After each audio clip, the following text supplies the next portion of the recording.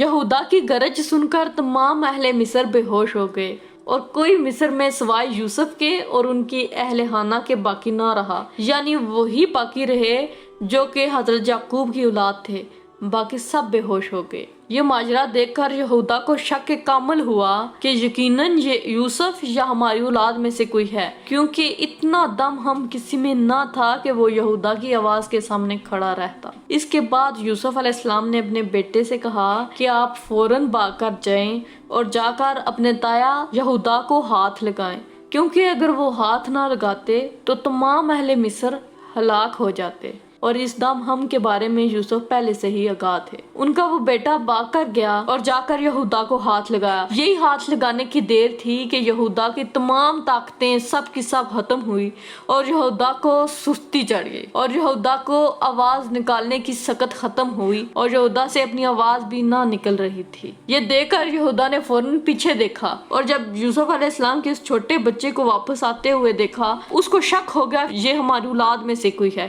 کیونکہ یہودا کی آواز کو قابو کرنے والا سوائے اس کی اولاد میں سے کوئی اور ہو ہی نہیں سکتا تھا۔ اس لیے اسے وہاں سے پکا یقین ہوا کہ یہ ہمارے نسل کا ہی کوئی آدمی ہے۔ اس کے بعد کیونکہ شامون اور باقی بھائیوں میں بھی بہت طاقت تھی اور وہ بڑی بڑی چٹانیں اٹھا کر دے مار رہے تھے یوسف علیہ السلام کے محل کو، انہوں نے محل کو توڑا اور بے شمار نقصان کیا۔ اس پر یوسف علیہ السلام نے وہ دستار جو ان کے بھائیوں نے یعقوب علیہ السلام کی، یعنی کہ یعقوب علیہ السلام کو وہ دستار ورثے میں ملی تھی اور وہ دستار جناب حضرت ابراہیم علیہ السلام کی تھی، وہ دستار فوراً ان کے سامنے کی۔ جب ان کی اس دستار پر نظر پڑی اور سب سست ہو گئے اور وہ دستار دیکھ کر ان کے بازوؤں سے اور ان کی ٹانگوں سے ہمت ختم ہو گئی، اور اس طرح یوسف علیہ السلام نے ان پر قابو پایا اور ان کو قید کر لیا۔ جب یوسف علیہ السلام نے ان کو قید کیا تو قید خانے میں ڈالنے کے بعد 3 دن تک وہ قید میں رہے۔ یوسف علیہ السلام نے اپنے بھائیوں کو اس لیے قید کیا کہ اہل مصر کو یہ نہ لگے کہ ان کے ساتھ نا انصافی ہوئی ہے، اس لیے بھائیوں کو قید خانے میں ڈالا۔ یوسف علیہ السلام کے بھائی تقریباً 3 دن تک قید خانے میں رہے،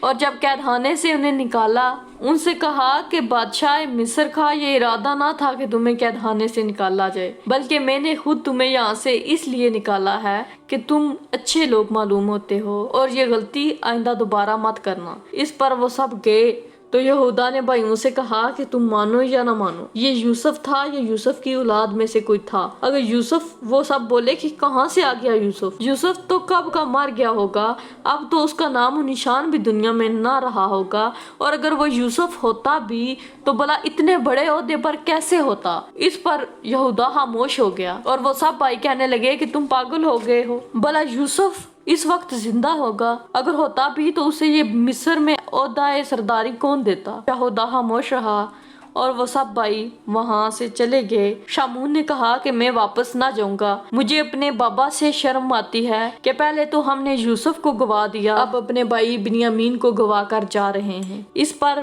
شامون نے کہا کہ میں یہیں رہوں گا، ہو سکتا ہے میرا یہاں پر رہنے سے عزیز مصر کا دل نرم ہو جائے اور وہ بنیامین کو میرے ساتھ بھیج دے۔ اس پر شامون وہیں رہا اور باقی کے 9 بھائی قافلے والوں کے ساتھ چل دیے۔ یوسف علیہ السلام نے ان کا سب سامان واپس لے لیا، کیونکہ اگر وہ سامان نہ واپس لیتے تو مصر والوں کو یہ شک ہوتا کہ یوسف علیہ السلام ان کے ساتھ نرمی برت رہے ہیں۔ اس کے بعد یعقوب علیہ السلام کے پاس جب وہ پہنچے تو یعقوب علیہ السلام نے جب دیکھا کہ صرف 9 بھائی آ رہے ہیں، باقی کے 2 نہیں ہیں ساتھ، یعقوب علیہ السلام کو انہوں نے سارا حال احوال بتایا اور کہا کہ وہاں عزیز مصر ہے اور اس نے بنیامین کو چوری کرنے کی سزا یہ دی ہے کہ اس کو 1 سال کے لیے قید کر لیا ہے۔ اس پر جناب یعقوب کہنے لگے کہ میرا بنیامین چور نہیں ہو سکتا اور نہ ہی اس نے کبھی چوری کی۔ اس پر سب بھائی آپس میں کہنے لگے کہ ابا جان کیا کرتے ہیں، بھلا بنیامین کیوں نہیں چور ہو سکتا؟ بنیامین کا بھائی بھی تو چور تھا اور بنیامین کیوں نہیں چور ہو سکتا؟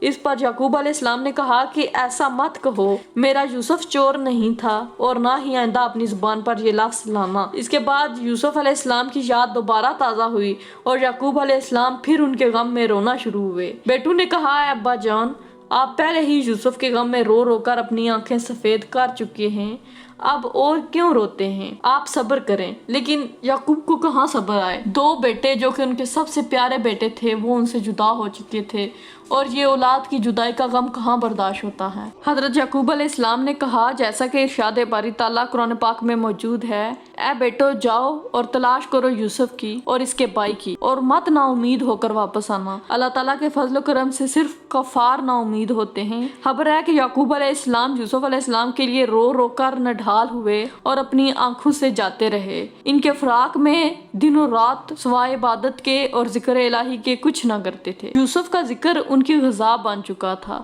اور اللہ تعالیٰ کی عبادت اور یوسف کے ذکر کے بغیر وہ نہ کچھ کھاتے تھے اور نہ پیتے تھے، اور بھوک پیاس کی حالت میں یہی ذکر کیا کرتے تھے۔ اس لیے شب و روز جبرائیل امین نے آ کر یعقوب علیہ السلام سے کہا کہ خدا نے تم کو سلام کہا ہے اور یہ فرمایا ہے کہ اگر تم اس سے زیادہ یوسف کے لیے رو گے تو بھی مرضی الہی سے تمہیں یوسف نہ مل سکے گا، اور نام بھی تمہارا پیغمبروں کے دفتر سے مٹا دیا جائے گا۔ یہ باتیں سن کر حضرت یعقوب علیہ السلام نے حکم الہی پر دھیان کیا، پھر ان کو رب العزت نے اپنے حکم سے یوسف کو ملوا دیا۔ پھر حضرت یعقوب علیہ السلام نے اپنے بیٹوں کو مصر بھیجا اور بولے کہ اے میرے بیٹو، اپنے بھائی بنیامین کو لے آؤ اور خدا کی رحمت سے مایوس مت ہو، کیونکہ اس کی درگاہ سے کوئی محروم نہیں رہتا، وہ سب کو منہ مانگی مرادیں عطا فرماتا ہے، اور جو اس چیز سے انکار کرے وہ یقیناً کافر ہے۔ یہ باتیں اپنے والد صاحب کی سنی تو وہ اپنے والد محترم سے عرض کرنے لگے کہ اے والد، ایک خط آپ ہم کو عزیز مصر کے نام لکھ دیجئے، اور ہم یہ اچھی طرح سے معلوم کر چکے ہیں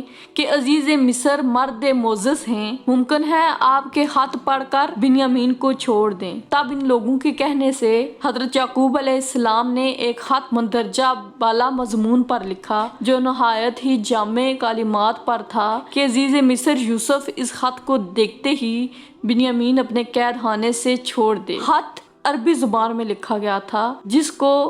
اس طرح شروع کیا، بسم اللہ الرحمن الرحیم، الحمدللہ یعقوب اسرائیل اللہ ابن اسحاق صفی اللہ اسماعیل ذبی اللہ ابن ابراہیم خلیل اللہ۔ کے آگے ایک پورا جامع تفصیل تھی۔ اتنا ہی لکھ کر اپنے بیٹوں کے حوالے کیا، اور بیٹے اپنے باپ سے رخصت ہو کر ملک مصر میں جا پہنچے، اور والد بزرگوار کے دست مبارک سے لکھا ہوا نامہ مبارک عزیز مصر کو دیا۔ حضرت یوسف علیہ السلام نے اپنے والد بزرگوار کا نامہ مبارک بڑی تعظیم و تکریم سے پڑھا، اور اس نامہ مبارک کو پڑھتے ہی زور زور سے رونے لگے، اور پھر فوراً ہی اس خط کا جواب لکھ کر اپنے محترم والد صاحب کو بھیجا۔ خط جب حضرت یعقوب علیہ السلام کے پاس پہنچا تو اس کو دیکھ کر حضرت یعقوب علیہ السلام نے لوگوں کو بلا کر کہا کہ اس خط میں اثر مجھے تو یوسف کا معلوم ہوتا ہے۔ یہ سن کر وہ لوگ کہنے لگے کہ حضرت جی، یہ آپ کیا کہہ رہے ہیں؟ آپ کو کس طرح معلوم ہوا؟ اس کے جواب میں حضرت یعقوب علیہ السلام نے لوگوں سے کہا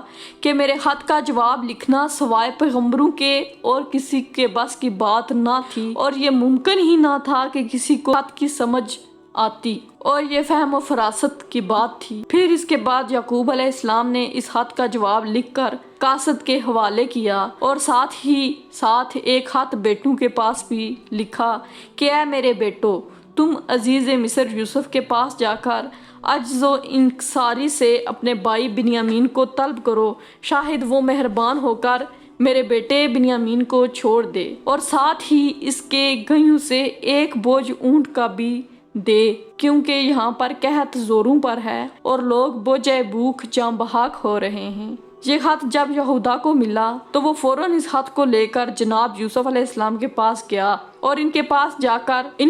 جا کر یہ آوزاری کرنے لگے، اے عزیز مصر، ہم بیچارے غریب ہیں اور ہم بہت دور سے آئے ہیں، تمہارے پاس اور باپ ہمارے بہت بوڑھے ہیں اور وہ گھر پر ہیں، وہ ہمارے لیے تڑپتے ہیں، اور جو کچھ مال ہم لوگ آپ کے پاس لائے ہیں وہ آپ ہم سے لے لیجئے، اور اس کے بدلے میں ہم کو اس کے عوض میں کچھ گندم دے دیجئے، اور ہمارے چھوٹے بھائی بنیامین کو اپنا تصدق کر کے چھوڑ دیجئے، اور ہم لوگ یہ اچھی طرح سمجھتے ہیں کہ تمام اہل ملک آپ کے قبضے میں ہو رہے ہیں، اور آپ کے واسطے ایک قیدی کو چھوڑنا کوئی ایسی بڑی بات نہیں ہے، ہم کو امید ہے کہ آپ ضرور ہماری طرف توجہ فرمائیں گے۔ اور پھر کہنے لگے جیسا کہ قرآن پاک میں ارشاد ہے، اور کہنے لگے اے عزیز مصر، اس کا ایک باپ ہے جو بہت بوڑھا اور بڑی عمر والا ہے، سوائے اس کے ہم میں سے کسی ایک کو رکھ لیجئے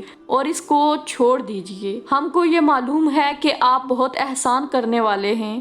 یہ سن کر حضرت یوسف علیہ السلام نے فرمایا کہ اللہ پناہ دے کہ ہم کسی کو پکڑیں، مگر جس کے پاس پائی میں نے اپنی چیز اسی کو پکڑوں گا۔ اگر ہم اس اصول کے خلاف ہو جائیں تو پھر ہم بے انصاف ہو جائیں گے۔